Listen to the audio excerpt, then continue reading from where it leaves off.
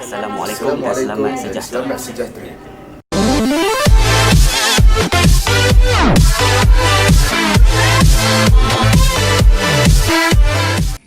Hi, Assalamualaikum and good morning to Mr. Arizam and my fellow friends.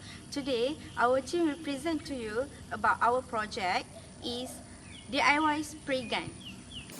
Okay, so for the theory of this experiment, we can conclude that this experiment uses Bernoulli principle that states the total energy of a small amount of an incompressible liquid flowing from one point to another remain constant throughout the displacement. Okay, so based on the experiment, when the air pump is squeezed, air flows through the pipe and the mini straw. The velocity of the air inside the pipe increases, thus decreases the pressure inside the tube, thus making the atmospheric pressure is higher and making the liquid rises into the tube. The rising liquid is sprayed out of the nozzle due to the blowing air from the squeezed air pump. List of items that we use to make our project spray gun. Item number 1 that we use is glass bottle. Item number 2, pen cover. Item number 3, cover bottle. Item number 4, air pump. Item number 5, hot glue gun. Item number 6, mini straw. And item number 7, pipe transparent. Okay, my friend's previous video have shown a list of items needed to do this project. Now I show you how to do this project. Okay, first grab the pen and pipe, tape like this. It will be like this. Okay, then take the lid of the jar and make 2 holes in the lid like this. The purpose of this hole to give a same pressure on the outside and the inside of the jar, so that there is a gravitational pull. Then take the bottle cover and cut like this. Okay guys, this is my task. My task is to assemble this project of spray gun. Okay, check it out.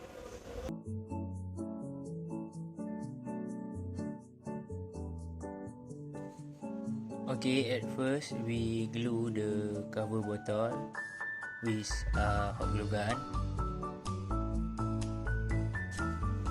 Okay, second we glue the mini straw with 1.3 cm for upper mini straw. Third, we glue the cover pen for nozzle at cover bottle.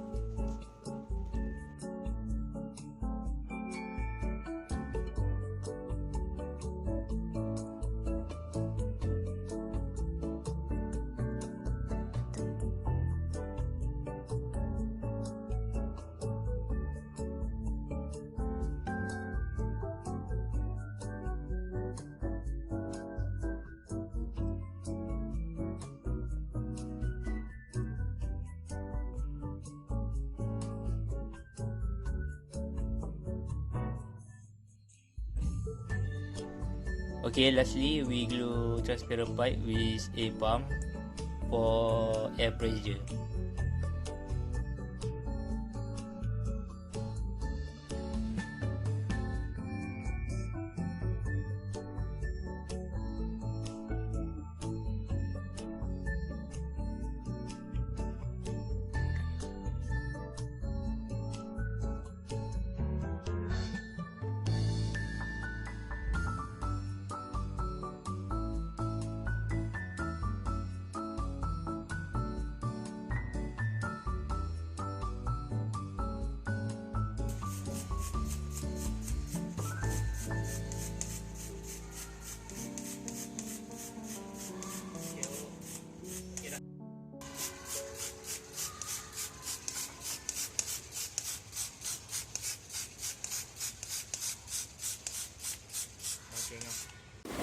Okay, after you know about the process, theory in the making of the airbrush, now my part is to talk about the conclusion.